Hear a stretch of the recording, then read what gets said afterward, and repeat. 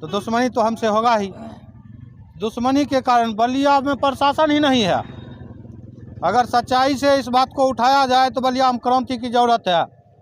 बलिया में क्रांति की जरूरत है और जनता जिस दिन जाग जाएगा, प्रशासन सोया हुआ है। फरोज को हवा का खौफ नहीं, उस सरफरोश को बचाना बहुत जरूरी है। इसलिए उस चिरागों के बारे में सोचिए जो डरते नहीं इस आंधियों से।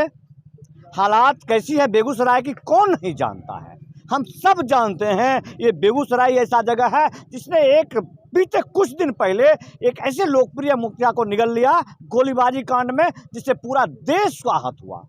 लेकिन आज जिस घटना पर मैं आया हूं उससे ज़्यादा विभत्स घटना है। घटना विभत्स इसलिए हो गया है कि एक युवा सरपंच पर गोली चली और लगभग 17-18 घंटा बीत जाने के बाद यहाँ पुलिस साहब आए नहीं। और 200-300 मीटर में थाना है, घूमते रहते हैं वसूली वाले, पता नहीं क्या घूमते हैं। पहले उसी सरपंच साहब से मिला देते हैं, बिल्कुल युवा सरपंच है। क्या सरपंच साहब, गोली चल गया आपके ऊपर जी। ये रोड में तो हम अक्सर देखते हैं कि टाइगर मोबाइल, पेट्रोलिंग मोबाइल, ऐसा उस सब 18 घंटा से नहीं गुजरा है क्या? कुछ नहीं गुजरा, 18 घंटा हो गया। और एप्लीकेशन देने के लिए गए तो थाना पे 3 घंटा बैठे हैं, तब एप्लीकेशन लिया गया। उसके बाद यहाँ भेज दिए हैं, यहाँ 2 घंटे से खड़े हैं। आपको जांच प्रतिवेदन के लिए यहाँ भेजा गया कि स्पॉट पर जाइए, हम आ रहे हैं जी। पुलिस वाले ने दिया और आप यहाँ पर बैठे हुए हैं। कितना ये जानना जरूरी है कि सबसे पहले इस युवा जनप्रतिनिधि को देख लीजिए। बहुत जरूरी नहीं है कि सिर्फ आप फौज में ही जवान आदमी को ले जाएं। आज के लोकतंत्र को बचाने के लिए जनप्रतिनिधि भी जवान हैं। सारे के सारे जनप्रतिनिधि धोती कुर्ता वाले नहीं हैं। ऐसे युवा जनप्रतिनिधि ने बीड़ा उठा लिया लेकिन गोली चल गई। अब प्रशासन मरा हुआ है, ये सुशासन के लिए गुरेज हो सकता है। सरपंच साहब आप तो अध्यक्ष भी हैं, वकील साहब भी हैं, कानूनी जानकार हैं। क्या मुख्यमंत्री जी का प्रचार देखते हैं? 112 वाला बोलते हैं 5 मिनट में पुलिस आपके दरवाजे पर जी। तो क्या कहेंगे? लेकिन चूंकि हम लोग किसी मामले से थाना संपर्क में रहता है, इसलिए हम लोग ज़्यादा विश्वास यहाँ करते हैं। लेकिन आज का जो मामला मैटर जो हुआ है उसमें हम लोग थाना पे गए, बात किए। सवेरे से हमारे सरपंच साहब वहाँ बैठे हुए थे, लेकिन इनका आवेदन नहीं लिया गया। जब फिर डीएसपी आवेदन लिया ही नहीं गया, नहीं लिया गया। फिर जब डीएसपी साहब से बात हुई, उनसे जाके मिले भी हैं, उसके बाद उन्होंने आवेदन लिया। और आवेदन लेने के बाद वो बोले 10 मिनट में मैं आ रहा हूँ। और अब भी 3 घंटा, 2 घंटा, 2.5 घंटा हो गया है, अभी तक वो इस जगह पर उपस्थित नहीं हुए। बिहार में बाहर है, सुशासन की सरकार है।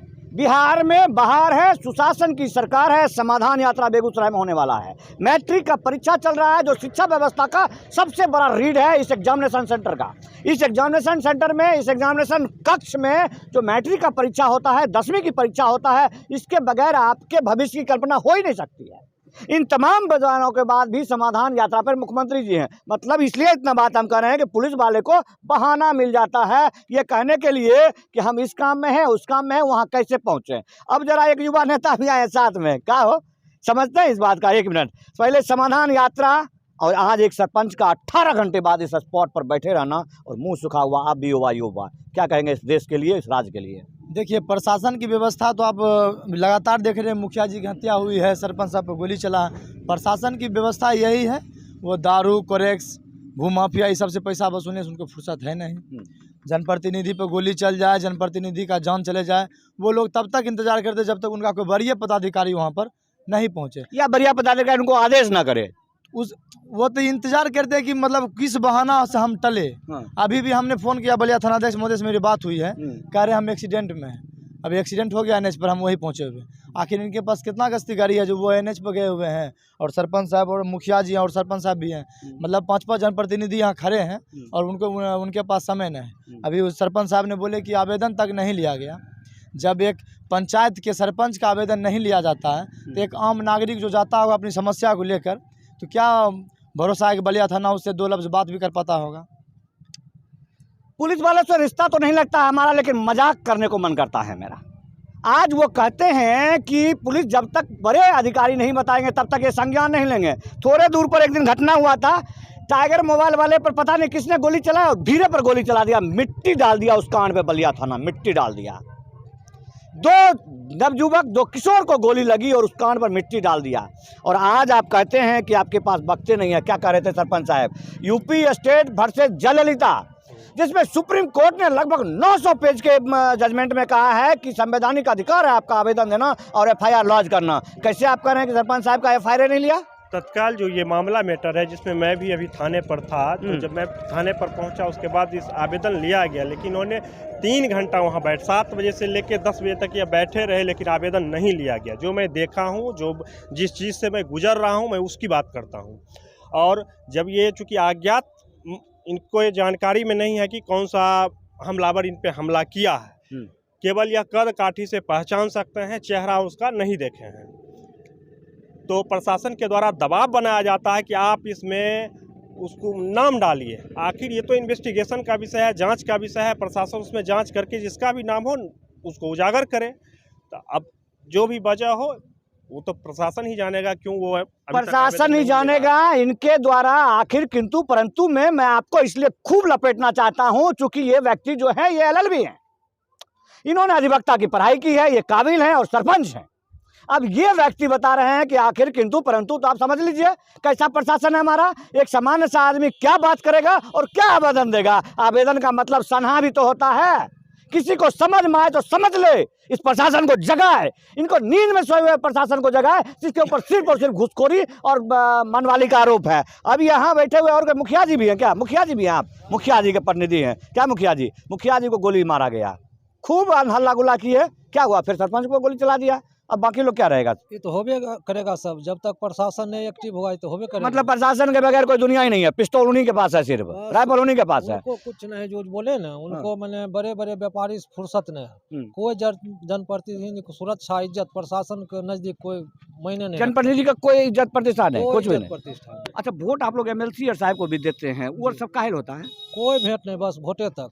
वोटे तक मुखिया सरपंच जो पंचायत का दायित्व निभाता, वो लोग को जितना मैंने गांव दुश्मनी ये सब झेलना पड़ता है, विधायक सांसद एमएलए थोड़े करना पड़ता है सर।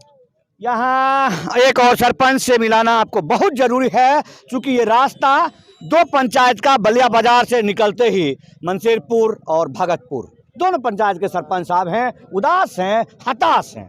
इस हताशता का क्या कारण है कि जब सरपंच सुरक्षित है तो बाकी जनता क्या करे? सरपंच साहेब, बाकी जनता की क्या बात करें? समस्या है, हमारा पंचायत बगल में मंसेरपुर पंचायत है, पूरे बेगूसराय जिला में। हम जितना केस का डीलिंग किए हैं, कोई डीलिंग नहीं किया है। दुश्मनी अगर हमसे नहीं होगा तो किसी दूसरे से होगा। आज तक जो है सो बलिया थाना में केस जाने नहीं देते हैं, तो दुश्मनी तो हमसे होगा ही। दुश्मनी के कारण बलिया में प्रशासन ही नहीं है। अगर सच्चाई से इस बात को उठाया जाए तो बलिया में क्रांति की ज़रूरत है। बलिया में क्रांति की ज़रूरत है। और जनता जिस दिन जाग जाएगा, प्रशासन सोया हुआ है, प्रशासन को अब पीटने की ज़रूरत है। जो बलिया प्रशासन रहा है, एकदम जो स्थिति बन रहा है, हमारे ऊपर गोली चलता है, क्या है? प्रशासन के नजदीक जाते हैं, कहता है जो अननोन एफआईआर कैसे होगा? अननोन एफआईआर नहीं होता है। अननोन एफआईआर होता है, नहीं होता है एफआईआर। कहता है नहीं, अननोन एफआईआर कैसे होगा? तो बोले जो ठीक है, लिख दीजिए अननोन एफआईआर नहीं होगा। नहीं होगा, इसका जांच होगा, हम आते हैं वहाँ। ये सब व्यवस्था है। इंस्पेक्टर साहब के विद्वता पर हम सवाल नहीं उठाएंगे, चूंकि किसी कमीशन, किसी संस्थान ने उनको स्टार दिया है, नीचे से चिंदी हटा दिया है। लेकिन वो दिन आपको याद होगा जब संतोष राय अकेले थाना का इनकलाब जिंदाबाद और मुर्दाबाद करते हुए गेट को रोक देता है, तो बहुत सारे लोगों ने फोन किया और आरोप लगाया कि आप ये गलत काम कर रहे हैं। किसी अधिकारी के खिलाफ आप मुर्दाबाद कैसे कर रहे हैं? आप हत्या की साजिश तक रख देते हैं। साहब छुट्टी पर हो जाते हैं। लेकिन आज सरपंच साहब कह रहे हैं कि इस बलिया थाना को पीटने की जरूरत है। तो भैया पीटिए नहीं, लेकिन आप चिट्ठी तो जरूर दे सकते हैं एसपी साहब को, पुलिस कप्तान महोदय को। आज जाने के लिए तैयार थे एसपी साहब के नजदीक। आखिर हमारे समस्या का आप निदान कीजिए, और नहीं तो हम सामूहिक इस्तीफा देंगे। कोई बात नहीं है, सीधा बात है। चाहे तो हम काम करेंगे जनता के लिए, और नहीं तो इस्तीफा देकर घर में बैठेंगे। दूसरा कोई उपाय है नहीं। आपको सुरक्षा का स्ट्रक्चर समझ में आता है तो शायद इस वीडियो को खूब बढ़िया से शेयर कर दीजिए, क्योंकि सुरक्षा का स्ट्रक्चर आज के ज़माने में पंचायती राज के ऊपर बहुत भरोसा है हम लोगों को। पंचायती राज ही एक ऐसा स्ट्रक्चर है जो गाँव को लोगों को बचा सकता है। भारत भारत जिसकी आत्मा गांव है, जहां पर निवास करने वाले लगभग 70% आदमी पंचायती राज के अधीन आते हैं, जिसके तहत सुरक्षा के लिए सरपंच की नियुक्ति हुई, ग्राम कचहरी बना। लेकिन होता क्या है, टाई फीस का है कि पुलिस वाला समर्थन नहीं करते हैं, राइफल उनको दिए, सरपंच को देवे नहीं किए हैं। युवा सरपंच अगर पर गोली चलाते क्या कि बंदूक है जी आपके पास? रहता तो देख लेते ना, मोचर भी रखे हुए हैं। लेकिन इस पुलिस के लिए क्या कहेंगे, इतना हताश कहे हैं आप? डर तो लग रहा होगा। अकेले ने पूछा, लगा नहीं गोली, जब लग जाता। कौन बोला ये बात, लगा नहीं गोली? डीएसपी साहब। डीएसपी बलिया के डीएसपी कुमार धीरेन्द्र जी ने आपको पूछा कि गोली लगा तो नहीं, लगने के बाद ही आते सिर्फ लाश उठाने के लिए। जी देख लीजिए भैया, देख लीजिए भैया, ये हमारा बलिया का पुलिस है, ये प्रशासन है। ऐसे नहीं है कि आईपीएस पर सवाल उठाए हैं तो फरफरा रहा है। 100 गाली लिखता है मेरे कमेंट में, मेरे पोस्ट में, क्योंकि साहब हमारे बेगूसराय जिला के आईपीएस हैं, गृह सचिव तक चले गए हैं और हमको गरियाते हैं। इसलिए हम सवाल उठाते हैं कि आपकी कमजोरी, आपकी नाकामी सिर्फ घूस रिश्वत लेने से नहीं होती है, काम चोरी से भी होती है और सही संज्ञान लेने से भी होती है। सही संज्ञान नहीं लेंगे तो ऐसे युवा क्या करेंगे सरपंची और क्या करेंगे जनप्रतिनिधि। ऐसे संविधान, ऐसे लोकतंत्र को बचाने की जरूरत है। आइए निकल के आइए, पुलिस वाले को सुधारिए, मारिए पीटिए नहीं। काहे कि जो है ना, ये जात नहीं है मार पीट खाने वाला, हमारे में से ही है, लेकिन सुधारने की जरूरत है। जय हिंद, वंदे मातरम।